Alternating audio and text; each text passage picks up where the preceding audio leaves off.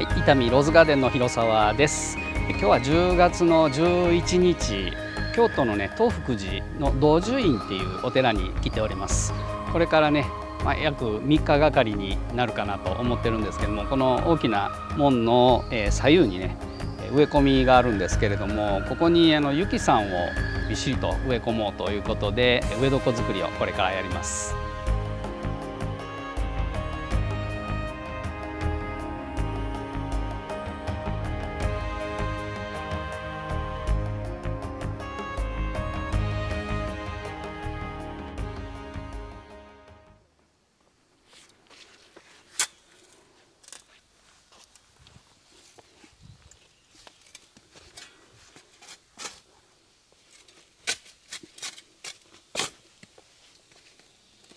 元植わってたさつきの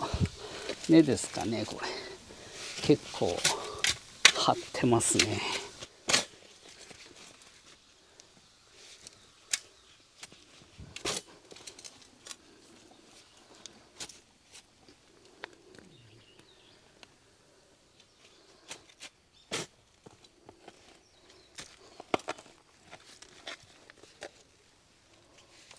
穴の開いたスコップでね土こびりつきにくいんですけど、それでもちょっとペトペトになりますね。意外とこのもっとあった植木の根っこがねやっぱりすごい張ってますね。マサじゃなくてね、山の土であんまり石は多くない山の土で作られた植え床ですね。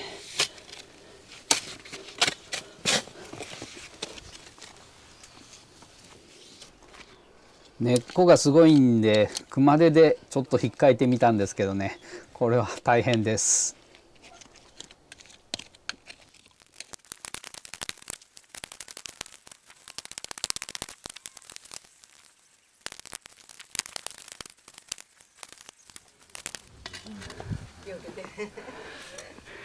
もともとね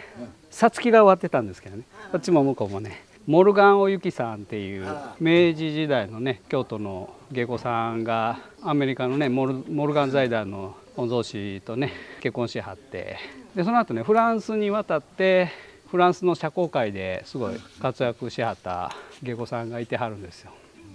日本のシンデレラって言われてる人がいるんですけど、その方のねお墓があるんです。道寿院の中にお墓があってね、僕バラ屋さんなんですけど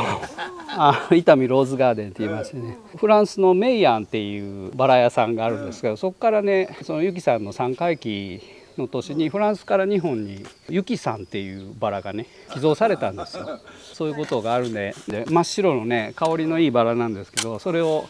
植えましょうということになって。いやそれでね、ここは紅葉の時期にお客さん多いじゃないですか。だから来月咲かせるようにちょっと何とかしようかって言ってるんです。いや分かんないです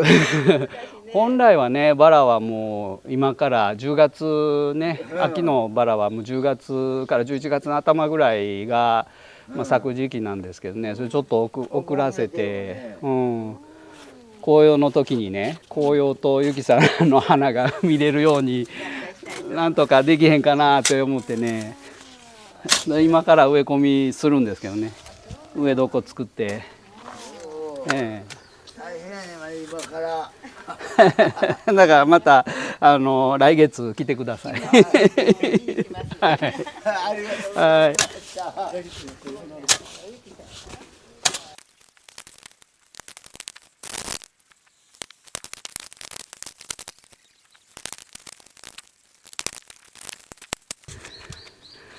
たまにねこういう大きい石が出てきますね。ふるいにかけるほどたくさんね砂利とか出てくるわけじゃないんで、手で取れる分だけ取っておけばいいですね。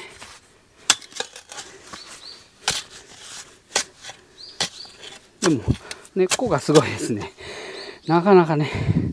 根っこって弾力があるんでそこでスコップの刃が止まるんですよね。もうこのスコップね、鋼なんですけど、先っちょがねもうこんな丸くなっちゃって、もう5年ですかね、5年ずっとこればっかり使ってるんでね、先っちょがこうピーってとんがってたやつがもうこれだけ丸まっちゃったんでね、もうそろそろ買い替え時かなと思いますね。安いものなんですけどね、トンボの、配管工用のスコップです。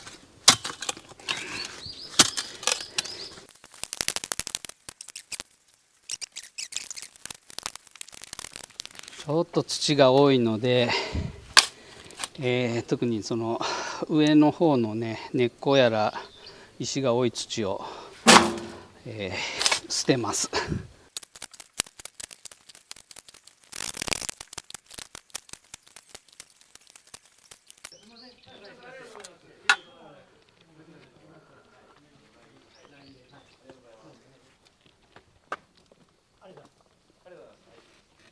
おお、パンクしてる。あ、パンクしました。パンクしてる。パンクしてるのか空気が抜けてるのか。これもずっとこうこのノリでずっとやっていくんですか。そうですね、掘りやすかった、とりあえずはね下までどんな状態なんか一回全部掘ってみて、それからかなと思うんですけどね。かなり取らんとあかんので土、掘りやすかったらね、もうちょっと倍ぐらい掘って、でごそっとこうなんていうかな、30センチ、だいたいこれぐらい全部掘り上げるんですよ。であと下30センチはもう下の状態分かってたら、資材を入れて、で下でもよくかき混ぜて、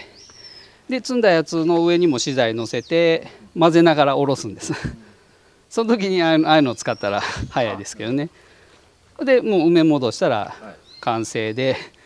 今度またそこからこっちが開いて、今度こっちが反対に掘り上げてって順繰りにこうやっていくんです。一回こっちやって、はい、肥料は後で。肥料はね、肥料は植えた後です。表面に一回この掘り起こす作業っていうのはもう一回バラ植えたらもう数年っていうか数十年。そうです。バラ一緒に一回のこと。あ、そうですか。はい。じゃあやっぱこれ間違うとあれなんですね。そうです。だからここでもうきちっとやらんと30年40年は、そうですか。はい、育てられるんで、土の容量がね鉢とは違ってもう全然ちゃいますから、これそこまで掘ったらもうほぼ200リッター250リッターぐらいになると思うんですね。大事ですね、ちゃんとやらないと初めは。そうですね、最初にそれをやっておけば後の管理めっちゃ楽ですね。この間何でしたっけ、これ10センチぐらいしか根っこ張ってない。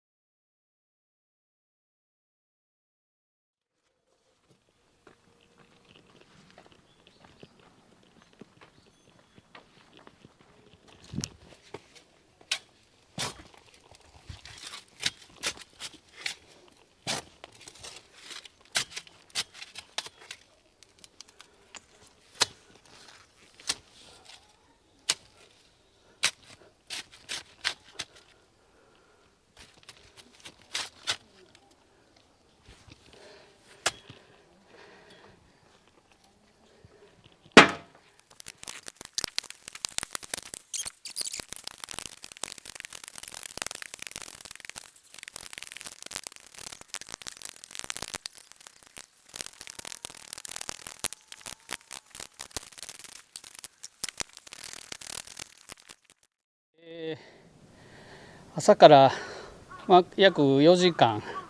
かけて、最初のね掘った穴、一番穴の、植え床の底の方まで確認するために全部一旦土掘り上げましたね。この植え床のサイズ的にはちょっとね奥まったところで、向こうの壁面のところストーンとね、右側の方基礎の鉄筋が出てますけれども、深さ的には、だいたい62、3センチっていうところですかね。それでこの、石というかコンクリートですかね、道路面のところにこう埋め込んである基礎的な石の面がこの内側これ出てるんですよね。この石の面までが62、3センチあるかなと思うんで、今掘った穴は90センチぐらい、90センチちょうど90センチ四方ぐらいの、四角の植え床なんで、計算するとだいたい500リッターぐらいの土の容量になりますね。なので、このサイズでだいたい3本ぐらい植え込みかなという感じですね。実際には千鳥でね、植えていくんですけれども、それにしてもねちょっと予想外に山の土で、粘土質の多い土なんですね。で、雨が続いたということもありまして、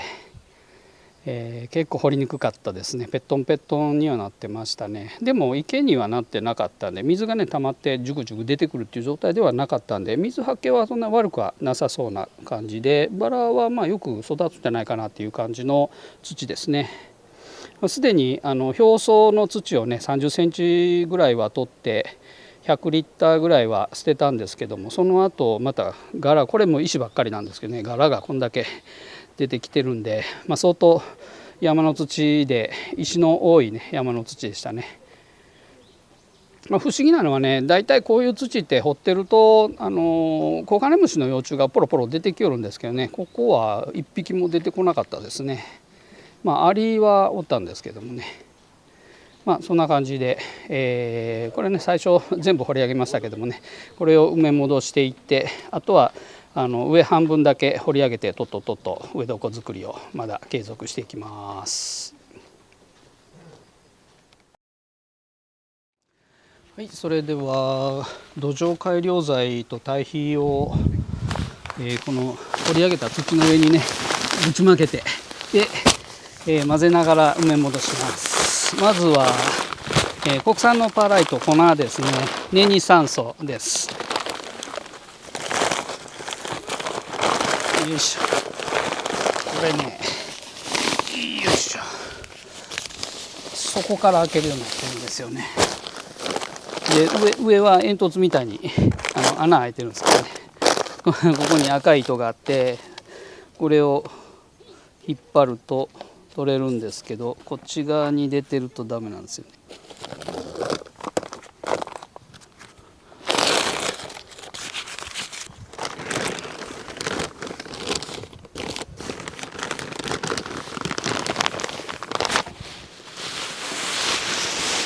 メイドインチャイナ、これはね粒のパーライトです。これは、あんまり飛び散らないかな。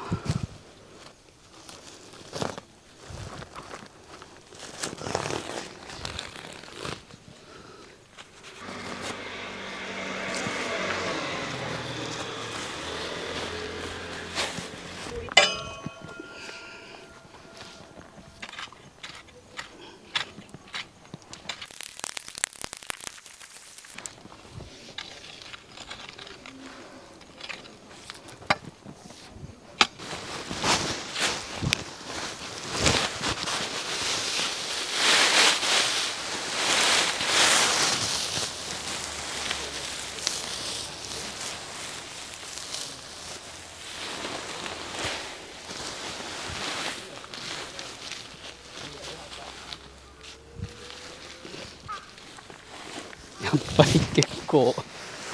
粉ですね。だいたい500リッター、全部で500リッターなんで、パーライトが、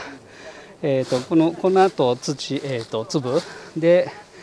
1割ぐらいですので、5分ですよね。だから5分25リッター、これが100リッター入りなんで4分の1ぐらい、ここに入るっていう計算になりますね。でこの若葉は、だいたい500リッターのうちの2割ぐらいですから、20で、100リッター、これ1個40リッターですから2つですね。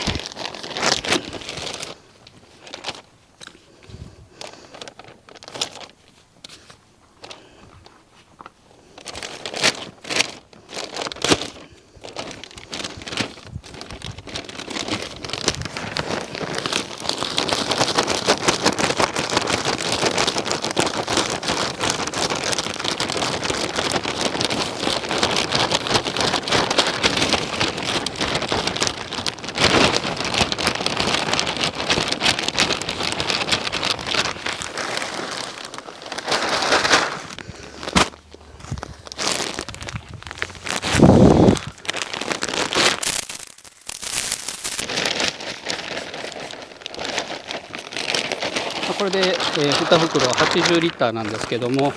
あとだから100リッターまで20リッターですよね。あと半袋ですけども、もうこれ以上詰めないんで、ちょっと先中へ混ぜ込んで下下ろしてからまた上に追加で乗せますね。はい、それであと、北海道産の、超繊維ビトモスですね。これが、1割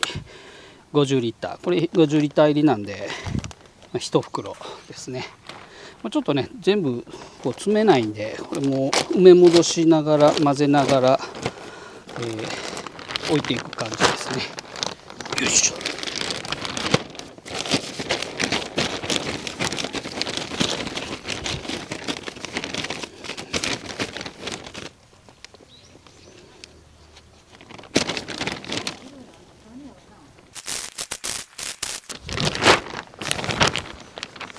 いしょ。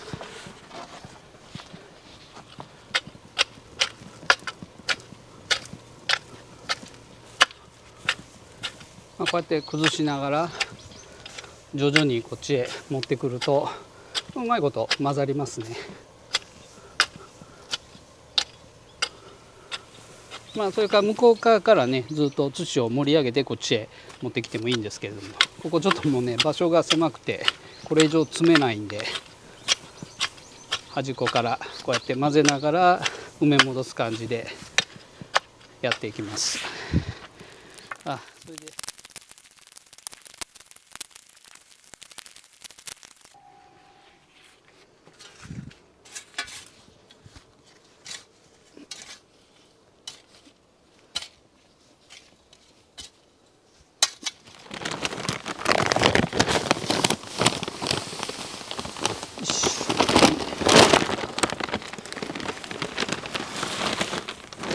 これも、5% 程度25リッターぐらい。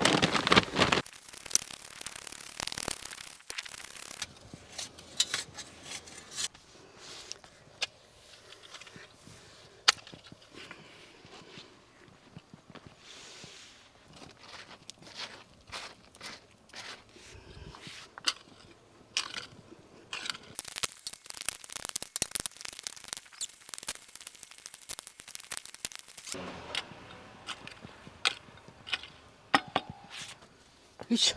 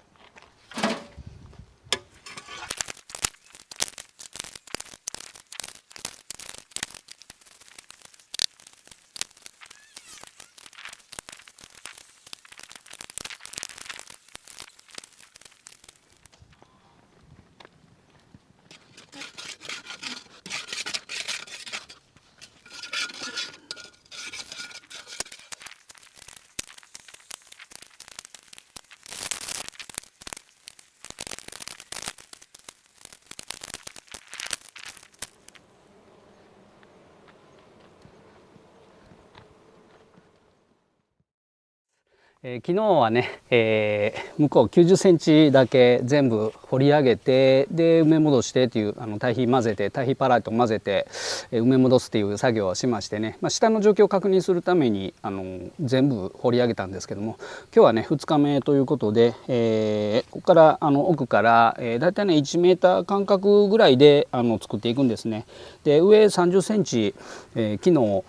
ここいっぱいいっぱい土埋まってたんで、30センチぐらいは掘り上げてね土もうどかしてます。それで、これからまた上30センチは掘り上げて、積んで、で下30センチ、そこまでですね、そこの方を、まず混ぜて土、堆肥パライト混ぜて、で掘り上げた、土も上置いてね、堆肥パライト上置いて、で混ぜながら埋め戻して、1メーター出来上がりっていう作業をずっと繰り返してやっていくことになります。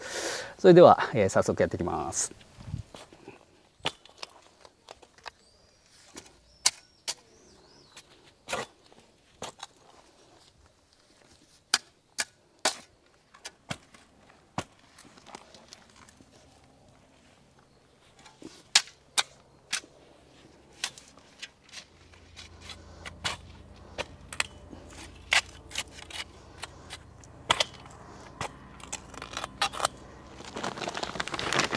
メンニ酸素ですね。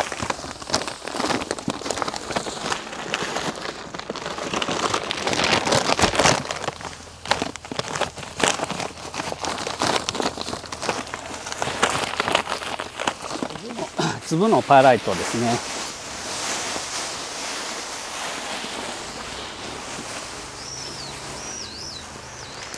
はい、若葉。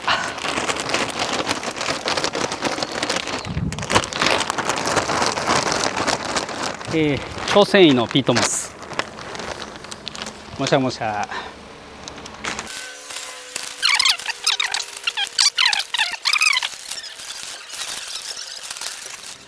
はい、じゃあよく混ぜていきます。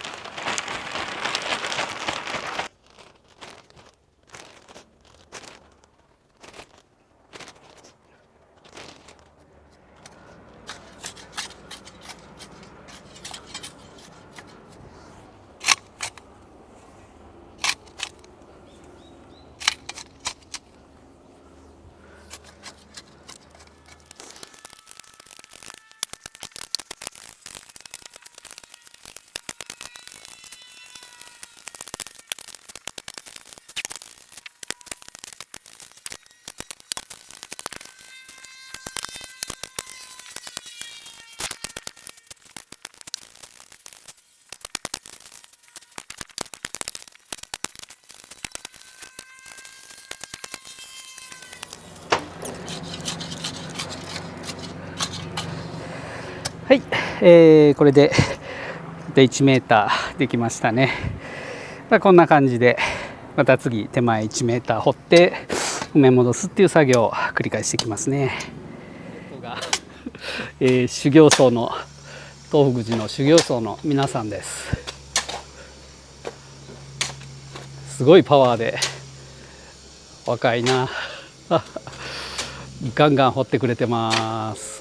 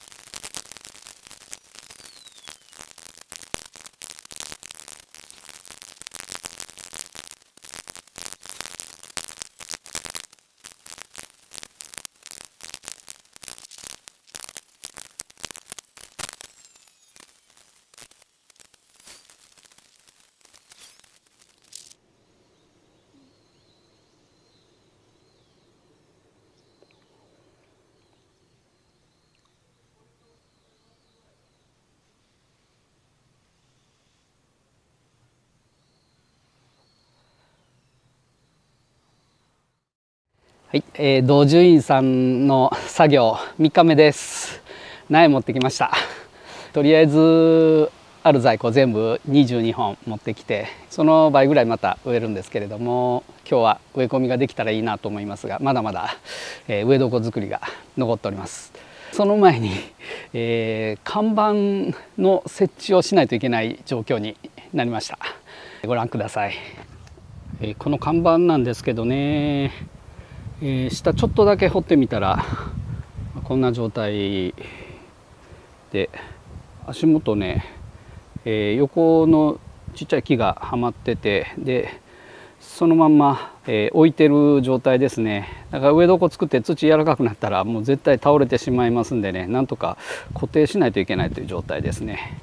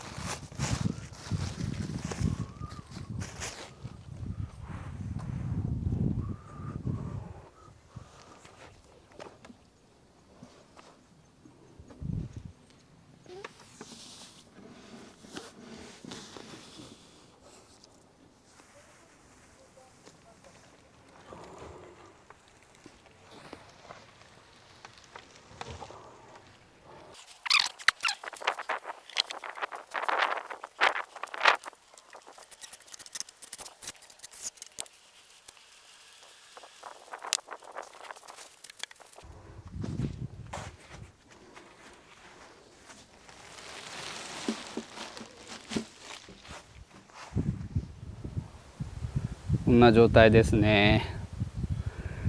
もう本当にポンって土の上に置いただけっていう感じなんで、ちょっとまあそれでもね、土そんなにふかふかじゃなければちゃんと立ってたっていうことですよね。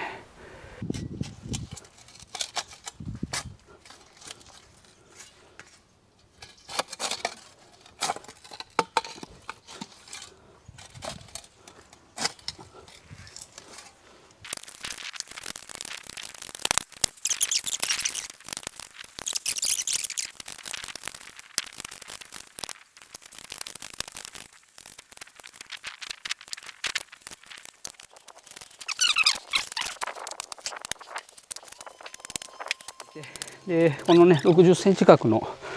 植え床、上30センチは掘り上げて、で下はもう30センチ、スコープで刃入れてますんで、あとタイヒーパーライト混ぜるだけでいいっていう状態になりました。で大体この辺にね、設置しようと思うんで、ちょっとだけ基礎的なものを入れてぐらぐら動かないようにしたいと思います。ちょうど朝から表面30センチを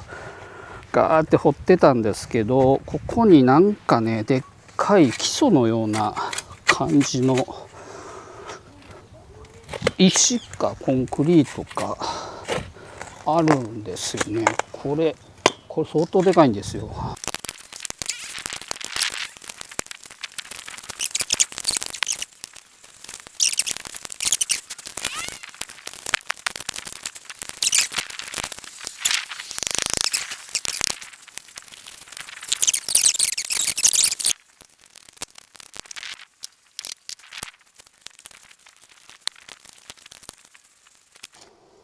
ああ、こんなことになってるんだ。よいしょ、よいしょっと。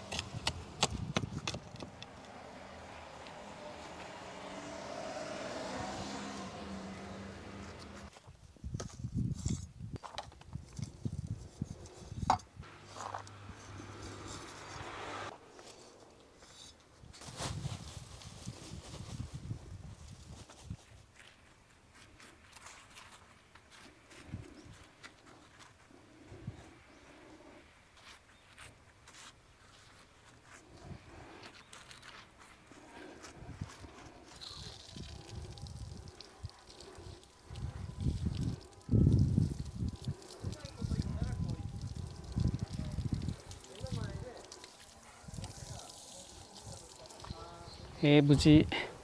出来上がりました。これでしっかりと倒れなくなってるでしょう。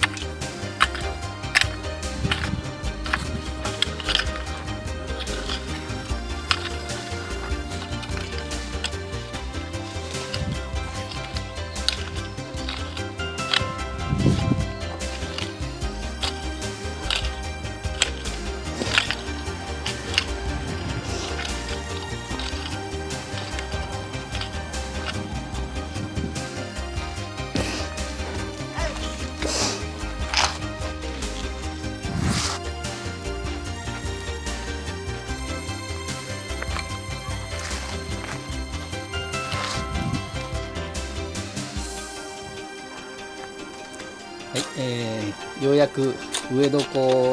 が出来上がって、今度植え付けですね。植え付けはもうこのように植え床を全部、一旦埋め戻して、で、平らにしてからこの根鉢が入るだけの大きさの穴をこうやって掘って、でスポッと抜いて、でそのまま土を崩さずにね、葉っぱがある間は土を崩さずに、そのまま植え付けます。でちょっと上から手で押さえて、で土と根鉢がよくなじむようにします。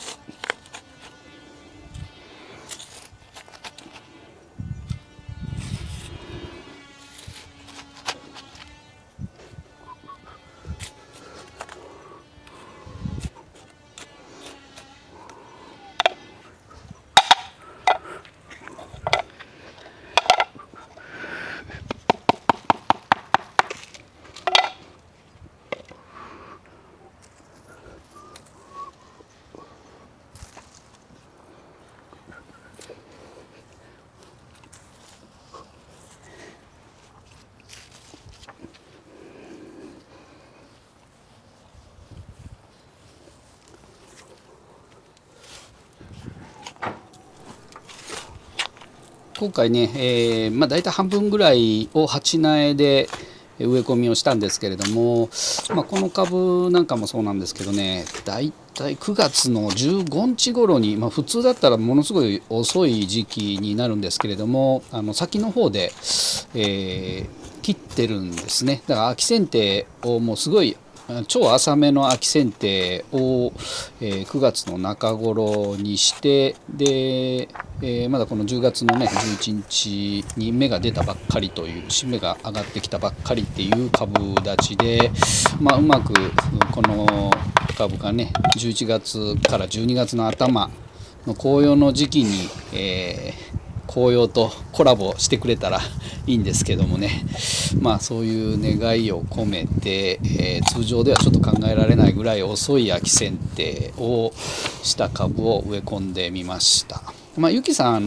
ちょっと早咲きでね、開花サイクルが早いんで、なんとかつぼみ持ってくれるんじゃないかなと期待はしておりますが、さてどうなりますことやら。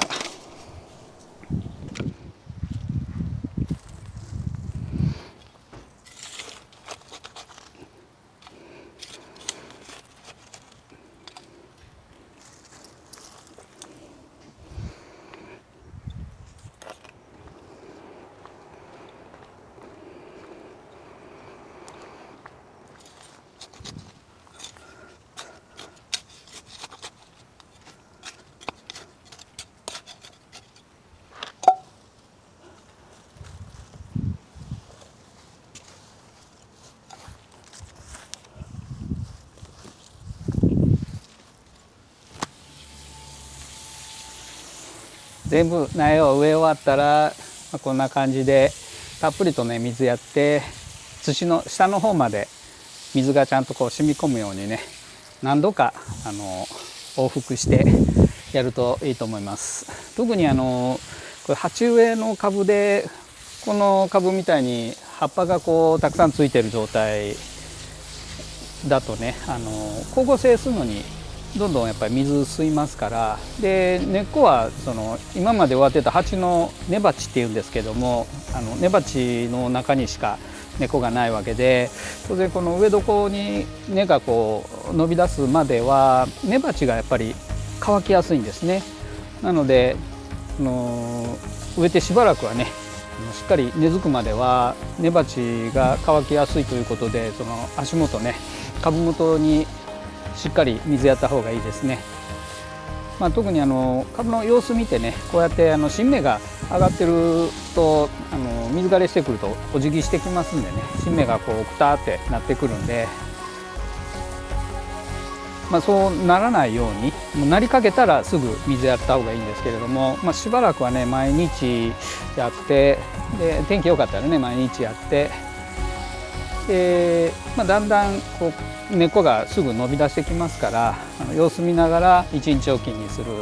2日おきにするっていう感じで水やりの間隔をね空けていったらいいと思います。で当然寒くなってね休眠してくるともうあまり水吸わなくなりますからね、だんだん水をやらなくてももう全然持つようにはなりますんで、特に今の時期ねお天気良かったら結構水吸いますから水枯れ注意した方がいいですね。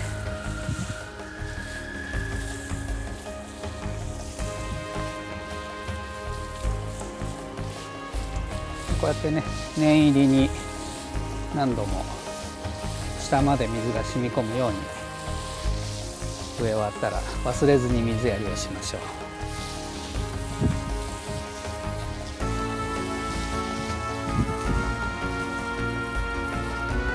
今回植えたのは鉢植え22株で、実はねこの、植え床これ前列だけ植えてるんですね。で後列についてはね裸苗を畑で作ったね苗をまた12月に植え込む段取りなんですね。なのでちょっと今ねだいたい半分ぐらいしか株数としては植わってないので寂しい状態なんですけども、肥料はね入れてません。もうつぼみ持ってきてね、ちょうどちょっとイレギュラーなんですけれども11月に咲かせようということで紅葉の時期ですよね。観光客お客さん増えるんで11月に咲かそうということでね、今ちょうどつぼみが上がってきてるような状態ですね。でこれからもうそんなにガンガン成長はしないので、肥料をやると逆にね活着悪くなりますしね、全く肥料は入れてないです。ただ堆肥にね、特に若葉なんか肥料分はかなりありますのでね、全く肥料系がない土で植えてるわけでもないんですけれども、あえてちゃんとした肥料はね全く今回は入れてないです。12月にまた裸苗をね植え込んだ時に、肥料やってでマルチングもしようかなと。